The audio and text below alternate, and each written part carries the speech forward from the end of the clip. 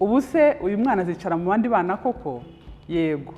Gwiza ni umwana mwiza, yize kandi bagenzi be bose bamukunze.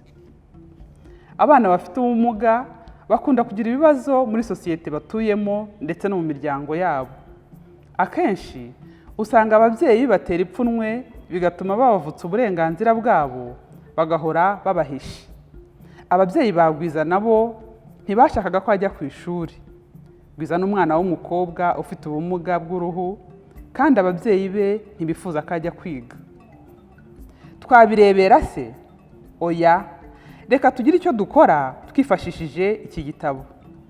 Igitabo Dukumbuye Gwiza cyanditswe na IKIREZI Alice, gishushanywa na Bruno IRADUKUNDA.